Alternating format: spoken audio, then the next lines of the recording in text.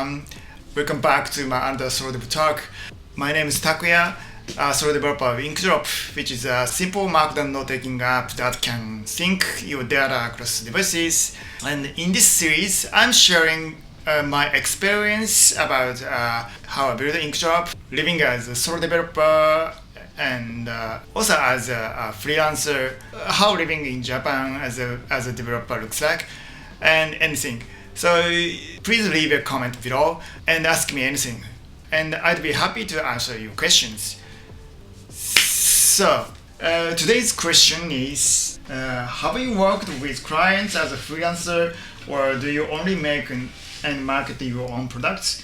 I'm interested in freelancing as a full stack dev, but I have no idea where to begin. Okay, thank you for the question. Yes, I have worked with clients before I live off of my product. In the past, I was working at Yahoo Japan about 10 years ago. It was my first professional career. I moved from Osaka to Tokyo to work at Yahoo. And I've been working at Yahoo for 1.5 years.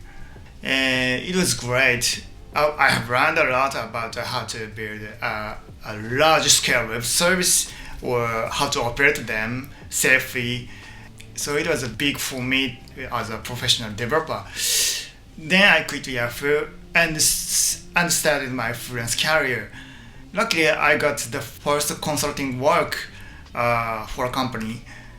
And my friend was working at the company and told her colleague that I can solve their issue at that time, and it was regarding their web interface. I redesigned their web interface so that their customers can easily use their service. That's my first freelance work with a client. So I could get the work without a bunch of networking or sending a bulk emails to let people know that I started freelancing. That's because I've been publishing my works while I'm working at Yahoo. When I released new iOS app, I shared it with them on Facebook. When I created an artwork, then I also shared it with them on Facebook. So my friends already know what I can do and what I'm good at. It's important. So when they knew I started freelancing, they considered working with me to solve their issues.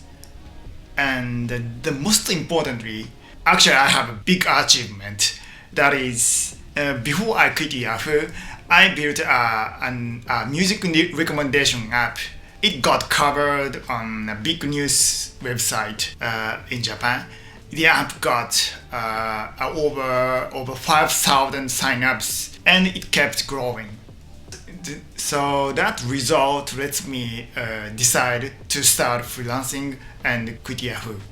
So I have two big reasons to get the first work quickly. That is, I was working at a big company. I have big personal achievement. So letting them know my EX job and my achievements works great for getting a freelance work from them, right? So if you want to start freelancing, you should build good achievements that prove your professional skills, and so that people can trust you as a professional developer. If you have nothing to show them, it's way harder to find clients to work with. So I'm a solo developer, loving building things every day, every night. So things that I built actually attract potential clients almost automatically. So it's a great marketing strategy as a freelancer. So make things and attract potential clients and make a good result, and the good result attract more clients, and you get the money and time, and you can make more interesting things, and the things will attract more interesting clients. And I know. So it's like a corridor, and you can improve more cycle. Yes, so keep building and sharing them with people. That's how I started freelancing. Okay, so that's pretty much it. And I hope that's helpful for your freelance career. So let me know how you think. Please let me know if you have another strategy to get clients in your freelance career. Okay, thank you for watching. See you in the next one. Peace.